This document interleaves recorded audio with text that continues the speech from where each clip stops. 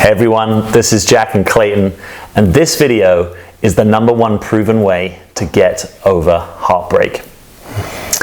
Now, I've been through heartbreak, you've been through heartbreak, I'm sure you watching this may have had your own heartbreak. We're going through it right now. Right, so this is a really difficult time of life, right? This is, a relationship that hasn't worked out. Maybe it's a relationship that you wanted to work out. Maybe it's a relationship that, if you're honest right now, you aren't over and that you think about maybe getting it back. So we're here to talk to you about how do you actually stay with and process your heartbreak in order that you are then ready to have your next relationship or to really go for what you want in relationship rather than being held back or being kind of stuck in the past. So do you want to talk to the essence of what we're suggesting here? Yeah, absolutely. And I'll talk a little bit about what I notice happen as almost like a knee-jerk reaction in a breakup. With myself and with clients that I've worked with through this tender time. What I typically see and what I've done in the past is you go through the heartbreak and it feels like this total fall from grace, right? Where it's like, wow, this should not be happening, right? Like, what did I do to deserve this? Oh my God, I know what I did to deserve this. They're totally right in leaving me. Is there any way we can fix this? And it's just this like scrambling to try to get back to feeling normal. And it's this total and complete resistance to the experience of what's happening. It's like fighting it tooth and nail, like this can't be, I've got to be able to do something. And then feelings of hopelessness and helplessness come in, and it's this experience of really just not wanting to be where you're at, maybe feeling like you're completely on fire or like you're losing your mind, going crazy. I mean, I've worked with clients that have had panic attacks. I've had my share of freakouts as well after a breakup, and all of that is typically a product of not having a container to process the breakthrough of emotions that you're experiencing. And it's the container that may be there by accident is this container of, it shouldn't be like this. Right. I should not be feeling this much pain. Right. Nobody should be going through this. It needs to stop. I need to get through it as quickly as possible. I need to go distract myself with other things, or it's not safe for me to experience the emotions that I'm experiencing because I might get stuck there. Yeah. Right? I like what you're making real there. Yeah. And so I think what we're suggesting here is, because this is kind of an organic conversation that's evolving as we talk about it, is that we're suggesting that, and Jack says this right in the introduction, is that we're suggesting that rather than run from this, rather than imagining yourself on fire and just trying to put yourself out with water, what if we actually sit in the experience and we allow it to burn off all of the illusion and fear of being single that we're maybe currently facing, the fear of starting over again, right? And we actually sit there and we not necessarily weather it, but we allow the experience to like carve us out in a way. Yeah, the invitation is to fully be with the emotion, right? So to not have to change it, distort it, manipulate it, interfere with it. It's actually, the way that we'd encourage you to be with any emotion in an authentic way is to allow the emotional experience without trying to create too much narrative or story around it, right? So not only do we not want to go to the why did this happen, why me, that story. We also don't want to create a story like, oh, I'm always going to be stuck in this, or I won't have another partner, or it's actually just to really be with like, wow, I feel really devastated right now. I feel really tender. I feel really sad. And to actually allow that to start to move through. It's basically like the way, if a heartbreak is a mountain, it's like the way to actually get to the other side of the mountain, you have to go through the mountain, right? You have to actually go through the experiences, and that might take hours, days, weeks, months, And that's not to say that will all be easy, but your ability to stay with yourself and not abandon yourself in that experience actually gives you great fortitude and courage for everything that you undertake in your life. Because you're basically like, wow, when the really difficult emotions like heartbreak come up, I actually can be with that. You know, not like I'm stoic and I'm not feeling it. I'm actually feeling it, and I can still be with it.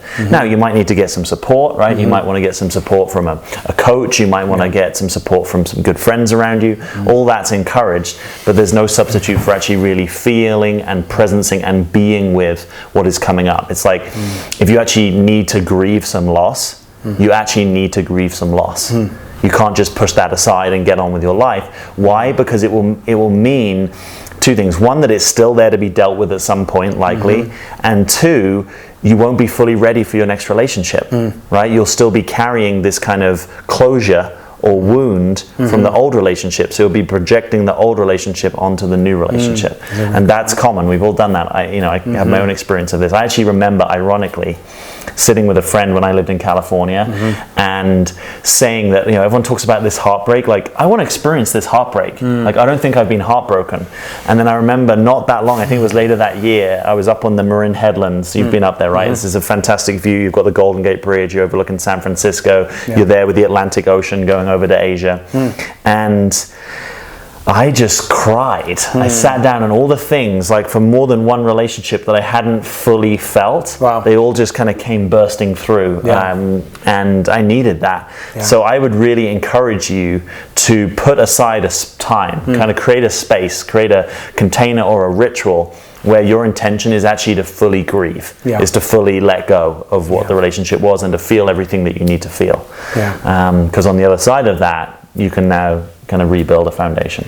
And to that point, what Jack's saying is on the other side of that too, on the other side of the tragedy and the sadness and the panic and the feelings, the intensity of the experience, I believe what it does is it expands you also in the equal and opposite reaction. So the more sadness and the more devastation that you can sit with and be with, the more capacity you will have for self-love and joy and peace on the other side. And I've personally experienced this myself going through breakups, where the several months after the relationship ended, going through these cycles, this like onion that just kept peeling and peeling, where I feel like, okay, I'm over it, I've got my head above water, and then all of a sudden, boom, I get knocked back down again.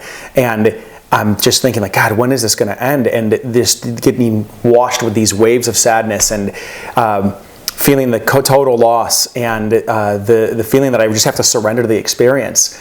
And then coupled with actually feeling that and trusting that I'm exactly where I'm supposed to be in the process, suddenly opened me up to experiencing levels of gratitude and in depth and connection with myself and connection with my friends in ways that I had never experienced while I was in the relationship. And it was such a beautiful thing. And I think that when we reject the experience, right, when we reject it and we make it wrong and we don't want to go through the transformation that a breakup ushers you to, that's when we stay stuck in it. That's when we stay stuck just half processing it, and then all of a sudden, like Jack's saying, finding a partner that is perhaps a little bit emotionally unavailable or closed off like we are, and now we've both got our wounds in a new relationship because we don't want to look at the void of the breakup, right? The impermanence of what life is, of that people in our lives will die, relationships will end, and now it's a chance to actually face that and sit with it, which is the reality of life. And I think true happiness can come from that. It sounds like you're talking about a kind of fulfillment that happens from really being willing to feel things and really being willing to the peacefulness that can come from actually fully experiencing something and fully staying with it, rather than this subtle stance of avoidance or rejection that actually keeps it kind of dominating but in the background. Do you know what I mean? It's almost like you talk about completing emotion. Right? That in the same way that kind of clouds go across the sky, it's like emotion doesn't want to emotion is in motion, right? It's like it actually wants to kind of go somewhere. And so generally, if we fully presence and contact an emotion, it will pass. It may take a while, but it's not static. There is a kind of dynamism that we kind of fear that it's not like that, right? We fear it will be sort of like this never-ending pit, or that we'll get trapped in it, or right. So that the way fear out that is we're through. trapped. Beautiful. So what do you think are a couple maybe tactical tips for somebody who's in the middle of this experience? Is there like an exercise that somebody could do that would help in the releasing and processing? Is there like a ritual that you would recommend? Yeah. So on the ritual side, I would recommend getting out in nature. There's a few things I've experienced. One is where you maybe write down some of the things that you want to kind of let go, right? Maybe about the other person or about the relationship. You write them down, pieces of paper, and then you maybe burn them, right? Or you create some kind of fire.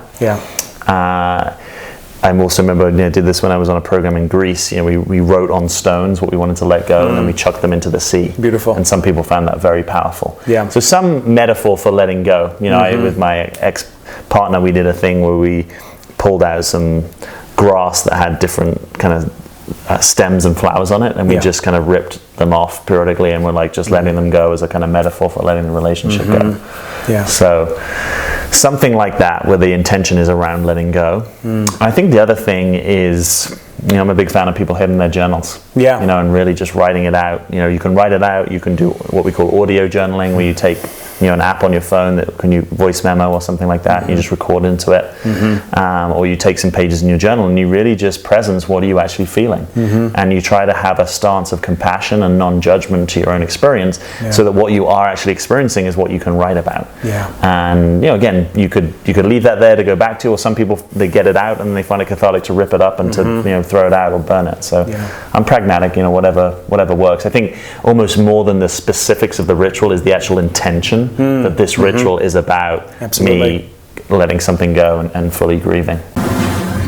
So that brings to mind a tool that I've used in the past during a breakup, where typically at night or in the morning, that's when I would feel the most emotional, the most devastated, sometimes panicky, depressed. And rather than running from that and say, getting on Tinder and trying to find fast food validation that way, or getting on Netflix and distracting myself, or going out drinking, I made a commitment that the minute I would start feeling these emotions, I would actually sit down in a chair or on a yoga block, and I would be with those emotions for 15 minutes. I would use an app called Insight Timer, and just have a 15-minute block where I would just sit and be with whatever I was experiencing and breathe through it and convince and give a demonstration to my body, to my unconscious mind, that I can survive whatever emotional experience that I'm going through.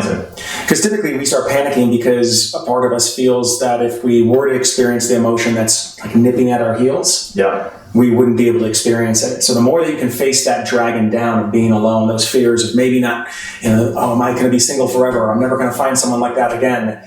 I'll never be able to make a relationship work. All that, those accusations that come up, the more that you can actually be with the fear around that, the more those accusations begin to silence themselves. That's what I found through my experience. So we're hoping that this is helping you with your breakup, or maybe addressing a heartbreak that you haven't fully processed. If you're a woman and you're watching this, there's something else that we've got that can support you, which is a free webinar that we're running called 3 Keys to Being Relationship Ready. And the third key is around reclaiming vulnerability, because one of the challenges if you don't process your heartbreak is that it's really hard to open and be fully vulnerable in your next relationship. And if you can't be open and fully vulnerable, you're never, honestly, bluntly, likely to be in the relationship that you're capable of. So this is compelling and potent content. We've had amazing feedback from the webinar. It's actually brought up a lot for women in a good way. And if you're interested to join us, you can just click the link below this video and find a time that works for you. You're going through a breakup right now. There's an opening in your life. There's space in your life. There's time in your life. And we want to give you something that has deep nutritional value that will help you heal, and that will also give you a new way to look at relationship, so you can have more choice and power in moving forward. So click on the link below, and we'll see you there. Take care.